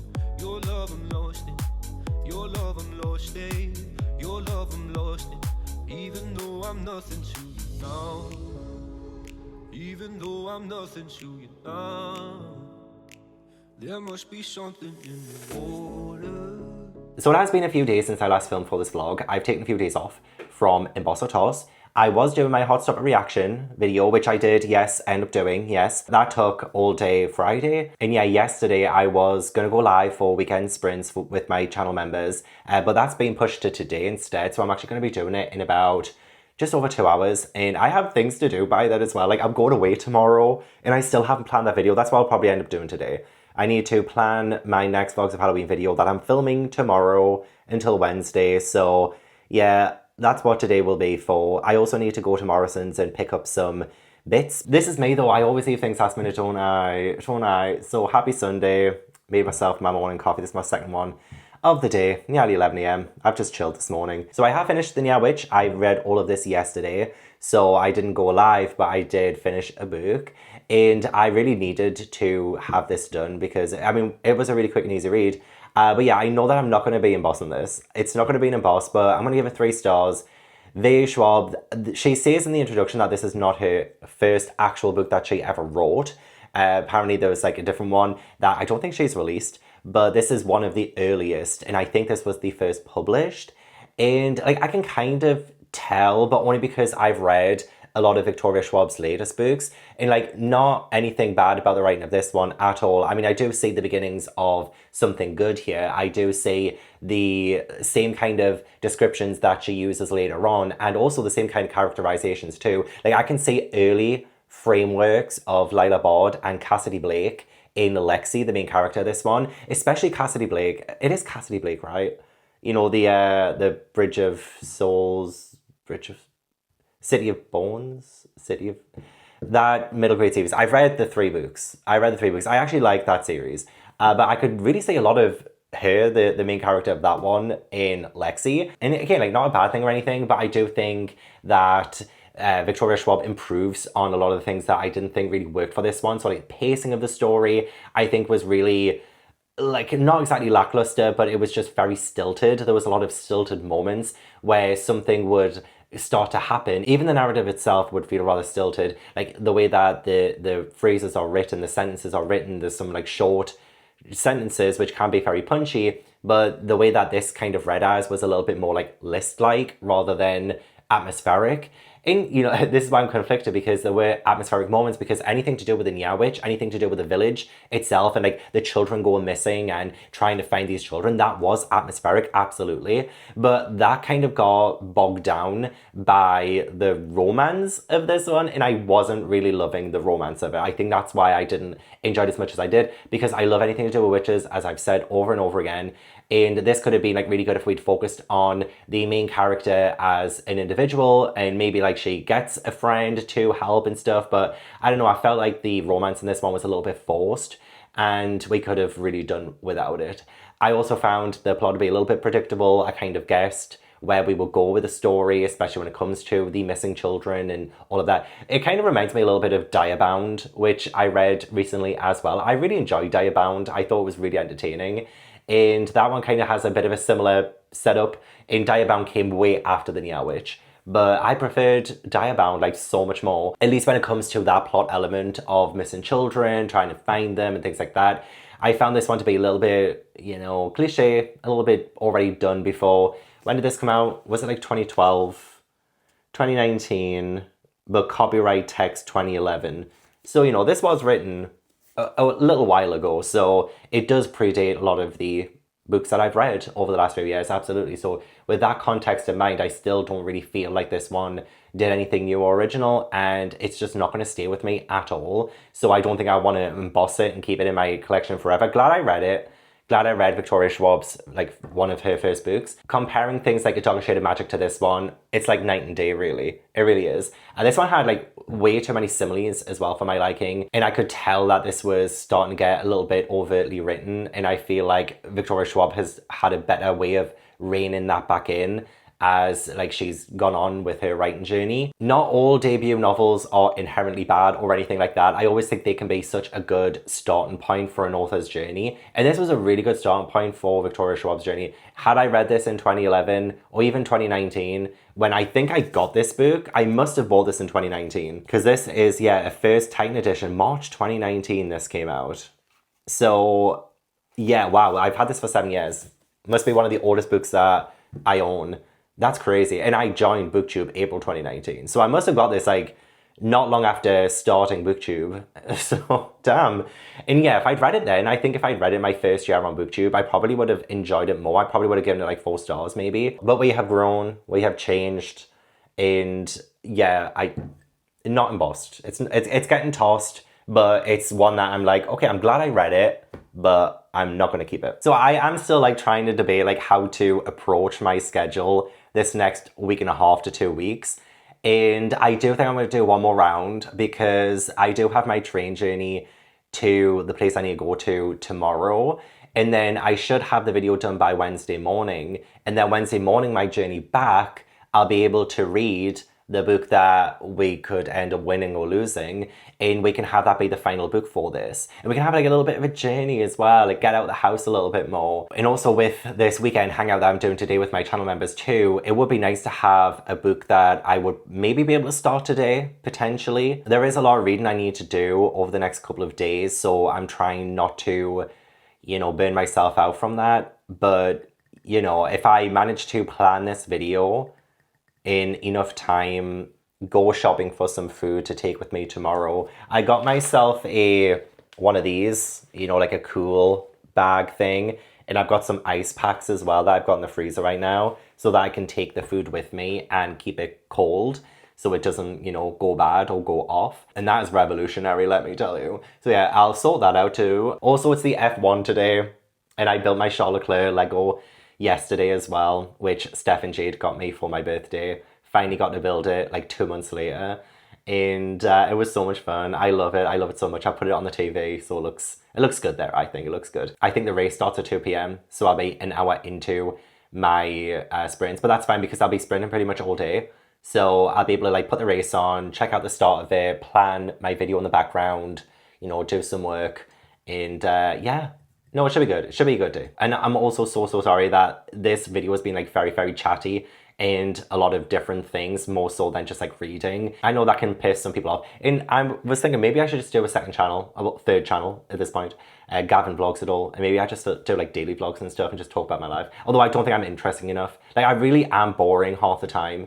It's just like there's been a lot going on this past like week and a half to 2 weeks since starting Emboss or Toss. In fact, I think I started like 2 weeks ago now. So I like to share the context around my reading and in what I'm doing as I'm filming these videos. I like to share that. But yeah, I don't think I'm interesting enough. Scratch that. I don't think I'm going to do a vlog channel because I really don't do that much exciting things around things I film for this channel. So that would end up getting abandoned. A little bit like my manga channel. I do want to get back to it, but I've just been so busy. Right, I struggled again because I wasn't sure what I like didn't want to read. I'm telling you, I want to read everything in this room. I do. So I'm kind of taking a different route for this round, which will be the final round for Play Your Emboss or Toss TBR, right? I have 2 books on my 26 books to read in 2026 that I would love to get to, but one of them is bigger than the other. So I really want to read To Shape a Dragon's Breath by Moniquill Blackgoose. So this is the book that I really want to read. So this is going to go on this side. And then the one that I still want to read, but it's just bigger. And that's why I'm like, I would rather read the shorter book right now. The Tower of the Tyrant by J.T. Greathouse. This is also in my 26 books to read in 2026. So that is going to go on this side. And yeah, both fantasy. And I think they would make a great book for my journey home from where I'm going for the next few days. And out of these 2, I am more excited to read To Shape a Dragon's Breath. To be honest, I've heard great things about it. And don't get me wrong, I'd love, again, Tower of the Tyrant to be the one, but you know, there probably isn't that many stakes in this round, and I do apologize for that. But I'm telling you, it's really hard to play this game now when I really do feel like I've curated a lot of the books in this room over the years, and with all of the unhauls that I've done over the past year to 2 years also, it's like really helped me to narrow down my books. It really has. I'm sure there are like books in this that I'm not really interested in anymore, but I don't really know what they are off the top of my head. And even just like having a look around, I don't know. Anyway, let's play this final round. And then I really do need to make a move so I can go to the supermarket. I'm using a different shelf, so this is harder. Oh no. There's just too many books that are like different angles and stuff. That's like really stupid. I can't say anything, so it's fine. The first, King! I'm starting with the King. Oh my god, this has been like really lovely. I don't want to jinx it though. I really don't want to jinx it. But I really do feel like I've kind of looked out in a lot of these rounds, but I probably just jinxed it. Oh my god, why did I say that? Okay, so I'm going to go lower than a King. It is a Queen! Oh my god, okay. Lower than a Queen. I'm going to go lower. It is... Oh, a Queen again. Oh, that means... it means I have to do... When this happens, I haven't done this in a long time, but the rules just came back to me. When I get the same card, I have to just pull a random one from this one and hope that it is lower. Hope that it is lower. So I've said lower. Whatever card I get from this has to be lower than a Queen, because I'm going to be forced to swap it. So it is... Oh, a 2! Oh, I got a 2! Oh, that's perfect. Yes, that's definitely lower. Oh, okay, I'm going to go higher. I'm going to go higher than a 2. Watch it be an ace. Watch it be an ace. Okay, higher than a 2. 4. Oh my god, it's a 4. Oh my god, the last one could literally be anything. The last one could literally be anything. It could be a 3, could be a 2, could be an ace. Oh, but I'm going to say higher. Like, you've got to go higher, haven't you? You've got to go higher. Higher than a 4. It is. Please, please, please, please. A King again. Oh my god. Oh, yay. Oh, that means I won the last round. And I get to read To Shape a Dragon's Breath by Moniquill Blackgoose.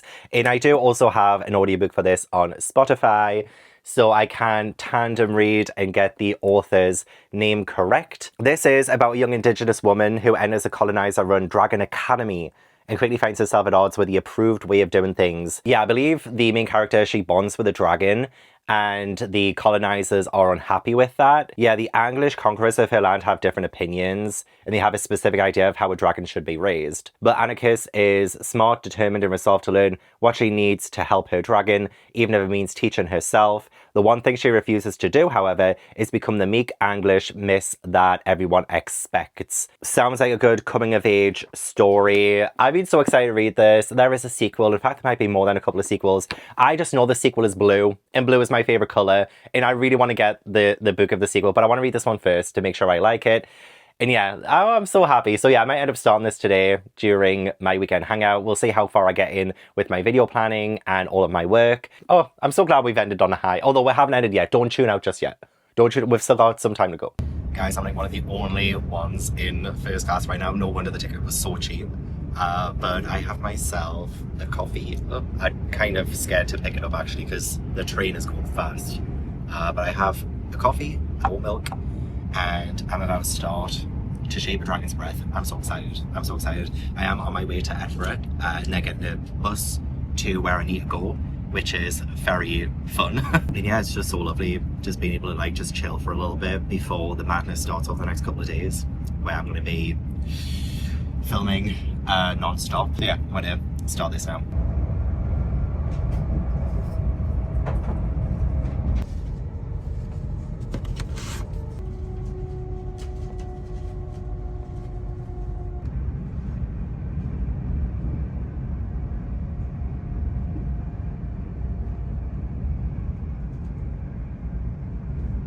So I made it here to the place I need to be for my vlogs of Halloween, and this is my second day here.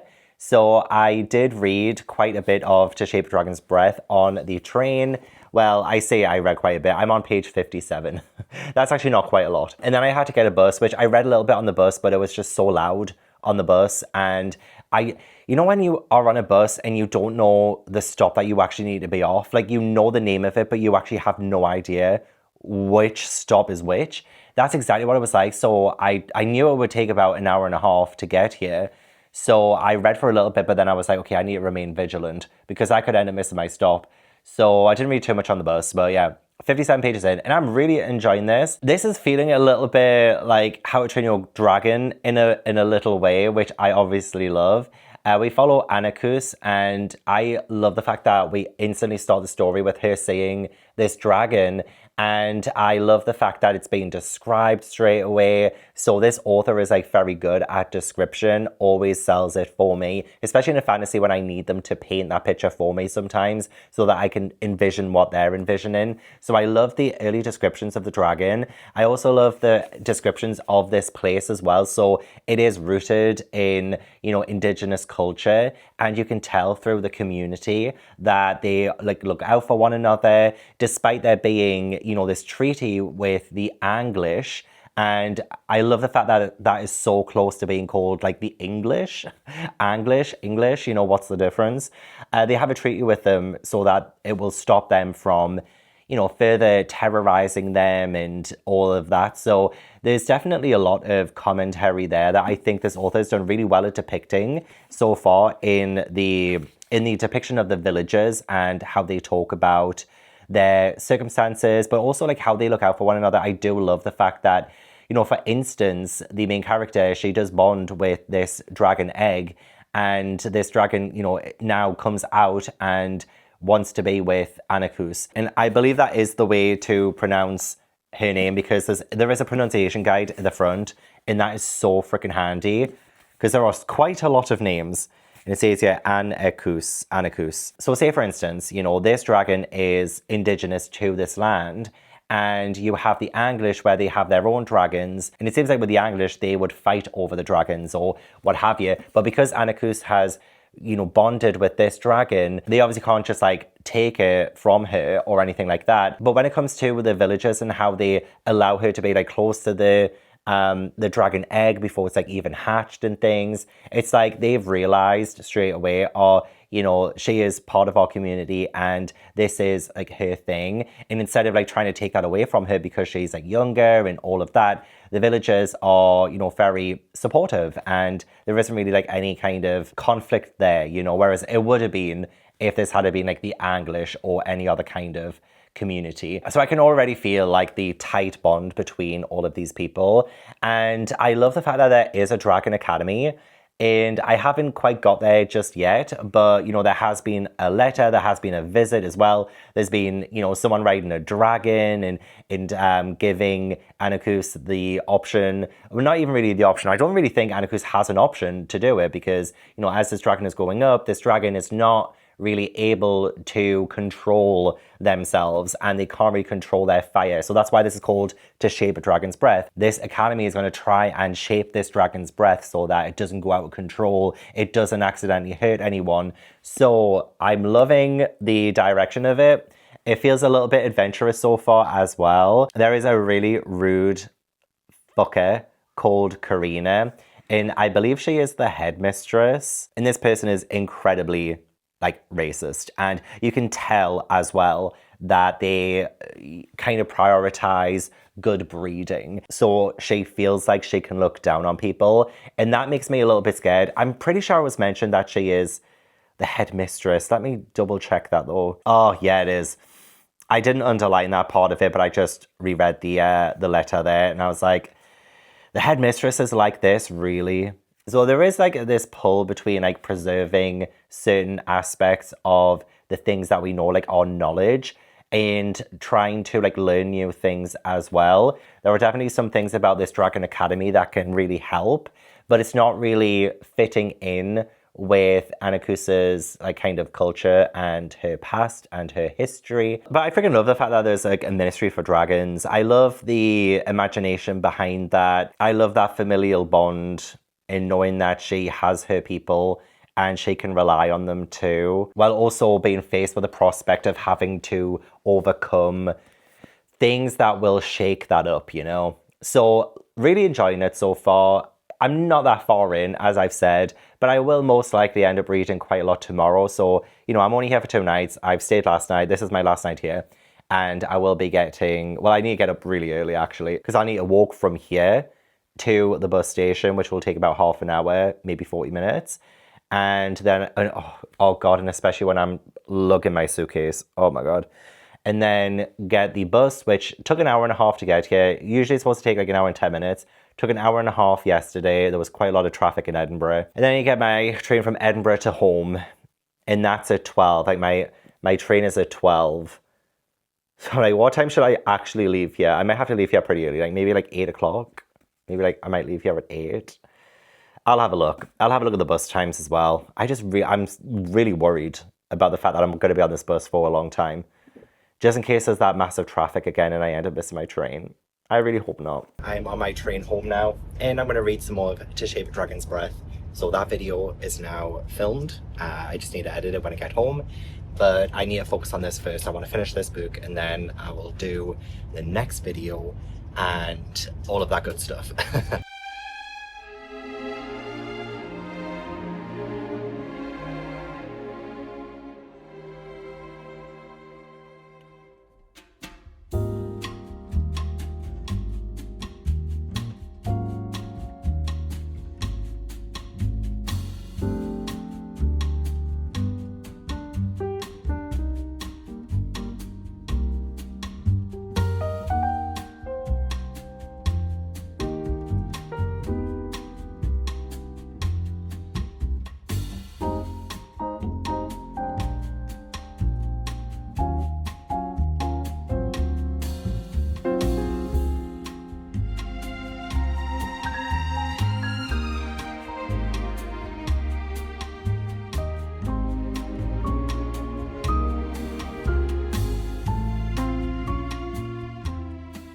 Good morning. It is going to be the last day of Emboss or Toss, which I feel like I've been filming for quite some time.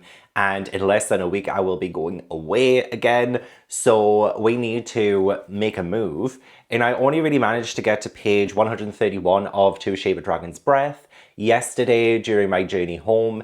And I will continue to read today. I'm going to finish this today. I'm going to finish this vlog today. Yesterday when I got home, I did import all my footage. And then I edited Emboss or Toss up to now. So I feel really good about where I am with my schedule. And I have gotten ready for training, which I have at 11.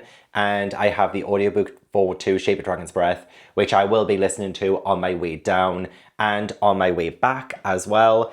I do need all the help I can get to kind of finish and wrap up this vlog. So I have, again, still been enjoying this. I believe I have just met a trans character, or at least a trans character has been mentioned, a hero. There is, you know what I like about the story is that there has been loads of times where we tell stories. I think storytelling is a really important aspect of this.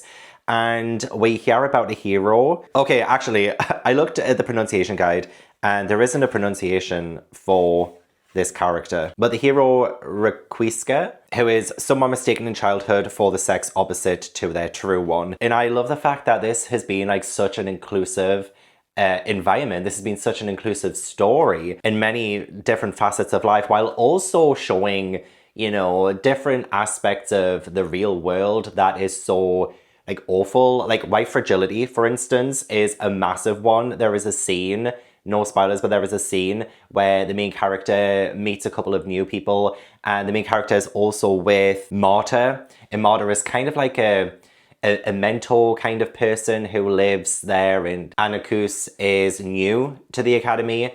It's kind of like, you know, when you are new to a university and then you meet someone who is like your kind of guide person. Well, Marta is the guide, and two awful people who are like the popular kids, they say some awful things, and Marta doesn't really say anything. And when Anakus points that out, oh, you didn't say anything, you didn't speak up for me. And Marta is very defensive. And Anakus says if she actually started crying, I was going to get up and walk away. I had absolutely no patience left to comfort her, because Marta is actually kind of like changing that scenario a little bit to be like, oh, well, I felt this. I didn't feel like I could speak up kind of thing. It was kind of like the white fragility of it all. Yeah, I was in no position. Is it that you agree with the things he was saying? And just kind of feigning ignorance, you know? It just... the real world implications in a fantasy novel like this is extremely interesting to me, because I really do think it highlights a lot of the like problems of the real world while also including it in a fantasy setting. I think it's great. And I'm really looking forward to seeing like how much more Anakus can kind of get used to her environment.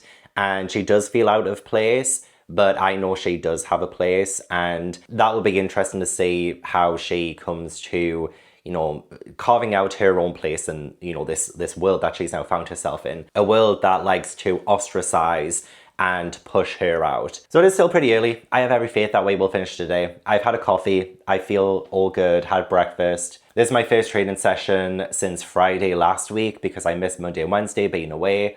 So I don't know how I'm going to be today, but we're going to be good.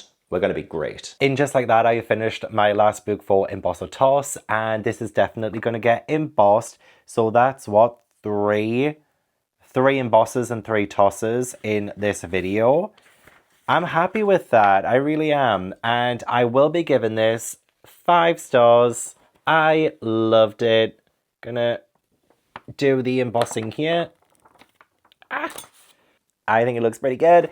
And yeah, gonna give it 5 stars. I love just like sitting here immersive reading this, and I'm glad I did that, because I do think that as the book was going on, the more technical it was becoming, a lot more scientific as well. So being able to follow along with it while listening to the audiobook was so helpful, especially since we have Anakus who is learning too, so you feel like you are learning alongside her.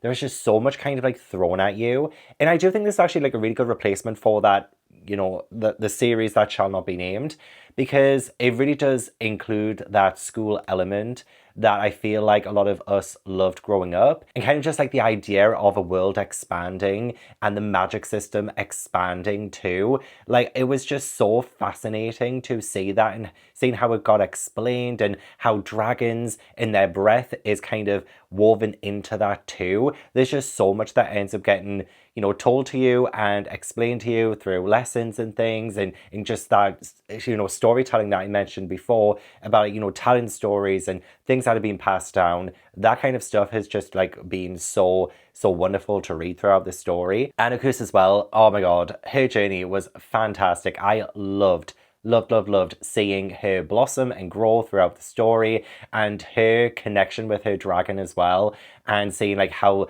their bond just sort of, you know, bloomed as the story went on too. It was so wonderful to read that. Even though there were more like secondary characters being introduced, there's still a lot of kind of embellishment with them too. Like, they're not just in the background, just being part of the story. Like, they're actually dictating the story at times as well. They're not really there to service the main character. In fact, I feel like the main character in them kind of shape each other too. There's a whole lot of shaping in this story, and a lot of people do need it. A lot of people need that shaping. As I've said, a lot of the themes that were being mentioned at the early parts of this book, those themes are still apparent throughout. You see the expansion of knowledge and sharing, as well as those who want to gatekeep and keep that knowledge to themselves. But you just see Anakus just absolutely combating some of the conflict that comes her way in so many different ways. And it's just, again, like, it's just so fascinating and wonderful to read that. It just continued to be quite magical too, despite it getting a little bit more technical. And yeah, definitely a 5-star. I'm gonna get the second book. 100% I'm getting the second book. Hopefully I get a chance to read it in due time. I don't want to take too long to read it, but I'm glad it's already kind of out so I can get it ASAP and start reading it. I also need to mark this as read on my 26 books to read in 2026 so we can see my progress with that. I do love, absolutely love the fact that I have finished 26 books to read in 2026 books in this video. And that means I've completed 14 overall and I have 12 more to go. That is just like probably like the best I've done with that kind of TBR like ever, from the start of my channel and doing these like 20 books in 2020, 21 books in 2021, things like that.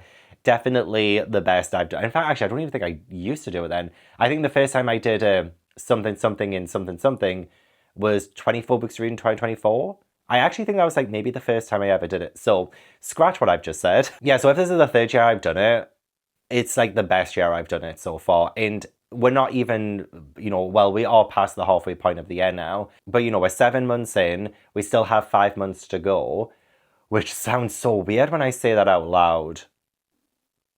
Yeah, oh my god. I think it's time to wrap up this episode of Emboss or Toss, which I have been filming for a little while now. And in this video, I did read and complete 6 books. I read Heartstopper Volume 6 by Alice Oseman, and I embossed it. I read Japanese Gothic by Kylie Baker, and I am going to be tossing it. I read Cursed Orders by Oyinkan Braithwaite, and I will be tossing that one too. I read A Life on Our Planet by David Attenborough, and I have embossed it. I read The Near Witch by V.E. Schwab, and I will be tossing it. And finally, we ended with To Shape a Dragon's Breath by Moniquill, Blackgoose, and I have embossed. Also, I got 2 5-star books. No, 3! Oh no, I got 3 5-star books from this. Heartstopper Volume 6, A Life on Our Planet, and To Shape a Dragon's Breath. I don't think I've ever gotten more than 1 5-star in a video. At least, like, not that I can remember. I might have gotten, like, maybe 2 5-stars in a video once, maybe. But 3. So that is the end of this episode of Emboss or Toss. I hope you enjoyed. Please do like the video if you did and subscribe if you hadn't already. Leave all your comments down below. Let me know what you thought of the video. Let me know if you read any of the books that I read and if you would recommend them, or if you have any recommendations for me, then leave them down in the comments. I would love to check them out. I want to give a huge thank you to my channel members for supporting my channel. If you'd like to join my channel membership, then the link is in the description box. But yeah, I hope I will see you in the next video. Bye.